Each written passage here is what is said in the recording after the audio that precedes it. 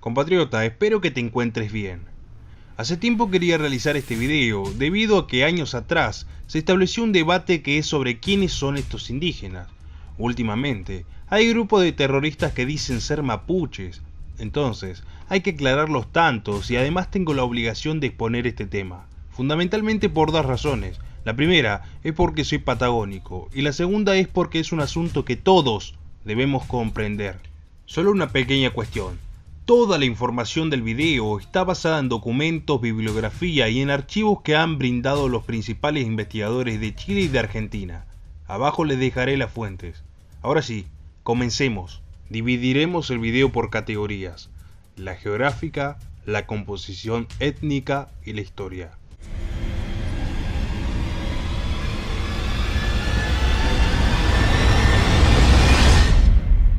Una de las principales especulaciones que se hacen en estos tiempos acerca de los mal llamados mapuches es sobre la zona geográfica donde se encontraban.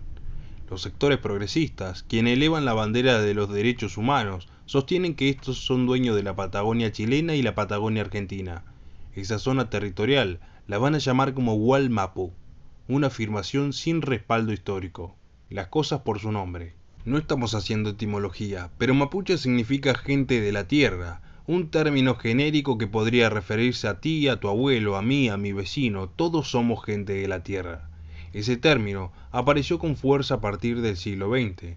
Lo que hoy llaman como mapuches se definían desde siempre como reche. Vivían en la región de la Araucanía. Ocupaban un pequeño territorio boscoso y lluvioso, entre el río Biobío y el río Tolten.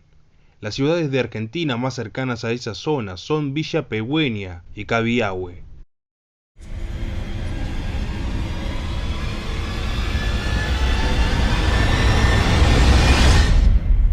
Rodolfo Casamiquela era un paleontólogo, arqueólogo, historiador y escritor rionegrino que ha sido difamado públicamente por organizaciones indigenistas por el simple motivo de contar la verdad.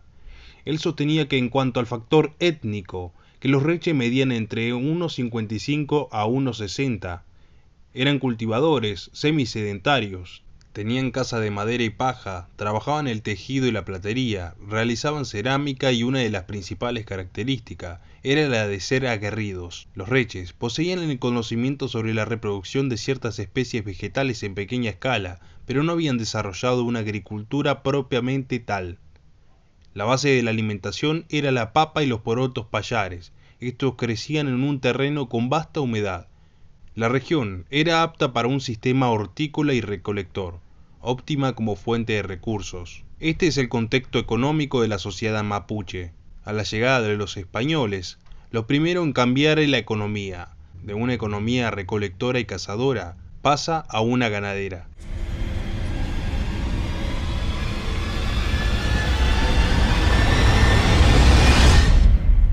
Desde antes de la llegada de los españoles al continente, los vínculos de los reche con los demás pueblos indígenas que se encontraban al oriente de la cordillera de los Andes existía, pero era simplemente comercial, ya que había intercambio de bienes. Cuando se impone el contexto de España en América del Sur y la creación del Virreinato del Perú, fue cuando las acciones de los reche empiezan a transformarse. Y desde el siglo XVII comenzará la larga guerra entre los araucanos y el Imperio Español. Acontecimiento que haría que en el año 1650 los indígenas cruzaran la cordillera con caballo que trajeron los europeos al continente americano. El cruce se produjo por el sur de Mendoza. Allí, los pehuenches sufrirían la araucanización, es decir, el despojo de su propia cultura y la apropiación de la cultura araucana. Los pehuenches que vivían en la cordillera serían importantes en el paso, ya que estaban en la puerta de ingreso y egreso de la misma. La expansión araucana quizás no se hubiese producido si no se hubiese concretado la guerra con los españoles. Una expansión lleva a la otra. Como resultado del nuevo contexto, los indios de la región modificarían profundamente su economía, su estructura sociopolítica y sus patrones culturales. En el aspecto económico, el impacto se manifestó en la adopción de bienes europeos y fundamentalmente en una nueva organización de su economía. El caballo quizás fue el más importante de esos bienes, pero también el comercio de ovejas, vacas, mulas y cabras. Se incorporaron a la vida indígena otros productos como instrumentos de hierro, los licores y aguardiente, el azúcar, la yerba mate, el tabaco y prendas de vestir europeas. Como vemos, estos primeros siglos del advenimiento por parte de los españoles a América del Sur constituyen una transformación y adaptación cultural por parte de los indígenas.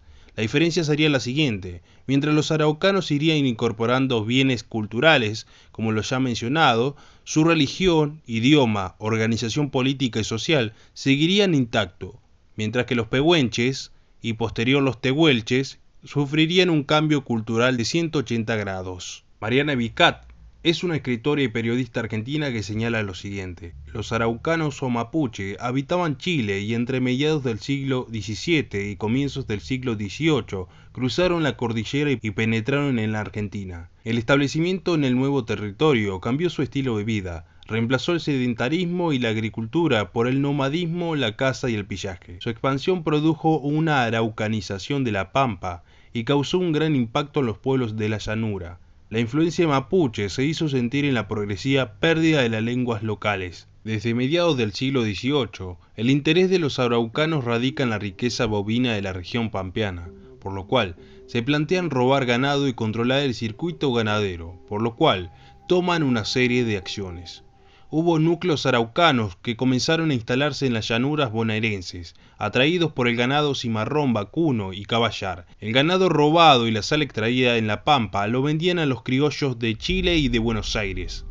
A medida que el ganado cimarrón se iba extinguiendo, la violencia incrementaba en el territorio argentino, produciéndose frecuentes malones contra los poblados fronterizos. Los pueblos indígenas que habitaban en la Patagonia Oriental seguirían siendo araucanizados. Es así como se iban conformando matrimonios interétnicos.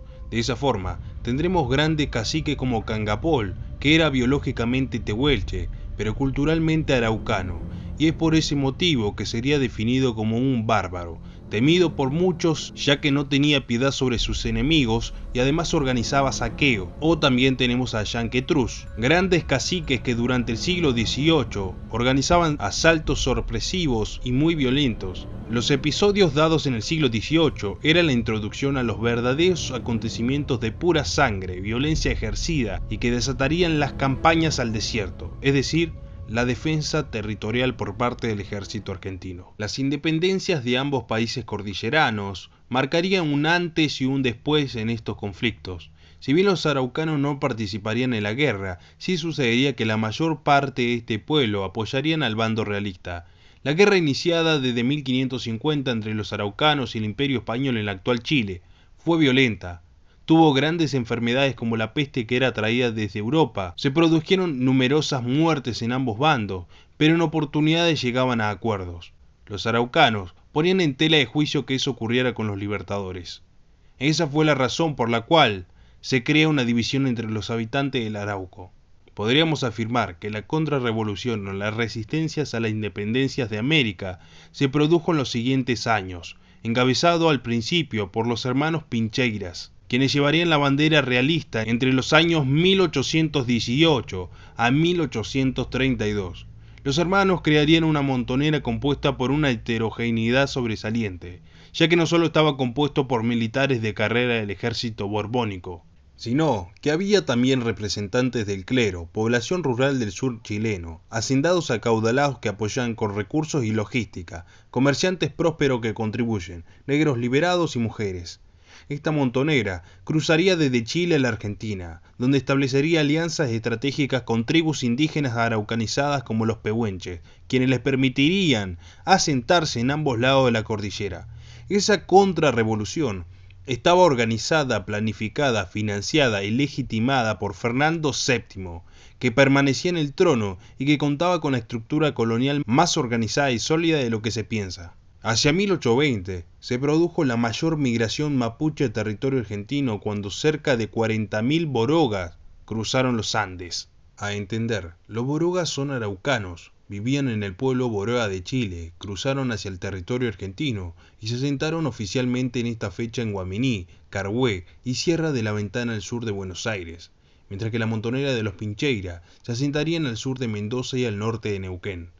En Malargüe, provincia de Mendoza, Hay una formación natural tallado por acciones erosivas, principalmente glaciares que se asemejan a un gigantesco castillo.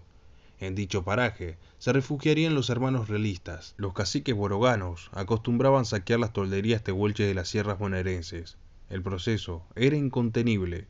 En 1823, varios caciques tehuelches dieron parte a la guardia que los indios chilenos los habían atacado y robado sus caballadas. Los invasores eran muchos, entre 4 y 5 mil guerreros. El coronel García invitó a los tehuelches a vivir bajo la protección del fuerte de Carmen de Patagones. De lo contrario, sostuvo, los chilenos los acabarían. Las nuevas naciones contarían con varios problemas internos, factor que ayudaría a los realistas a fortalecerse. Con el tiempo, el poderío de los Pincheira iría disminuyendo. Por un lado, porque se producía una fricción interna que sería incitada por el gobierno de Buenos Aires, y por el otro, la derrota que tuvieron en la batalla de la laguna Sepulflaquén el 14 de enero de 1832 serían determinantes.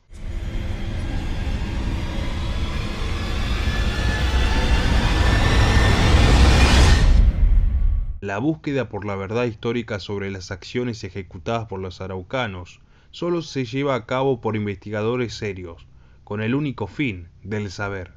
Mientras por otro lado hay supuestos antropólogos e investigadores que afirman que hubo un auténtico genocidio por parte del Estado argentino sobre estos pobres originarios llamados mapuches. Crean una historia paralela a la real.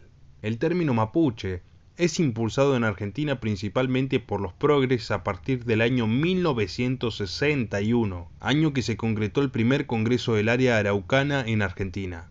Fue específicamente Esteban Erice quien propuso llamar a los araucanos como mapuches. Fue él mismo quien también escribiría un libro con una llamativa portada que marca una zona geográfica, desde gran parte de Chile hasta provincias argentinas que van desde Santa Cruz hasta el sur de Santa Fe. En este video hicimos foco en la historia de los araucanos en relación a la Patagonia, es decir, desde los primeros vínculos con los pueblos indígenas que vivían en la zona sur del oriente de la cordillera, entiéndase los pehuenches, los tehuelches, excepto los selknam, hasta el verdadero cruce y asentamiento en territorio argentino que se da efectivamente en 1820, cuando Argentina ya estaba constituida como nación. Si querés que continuemos la historia de los araucanos en Argentina, escribilo en los comentarios. La segunda parte sería específicamente sobre las campañas del desierto. Todo depende de vos. No te olvides de seguirme en Twitter e Instagram. Ahí también estoy subiendo contenido antisistema que te va a gustar. Nos vemos en la próxima.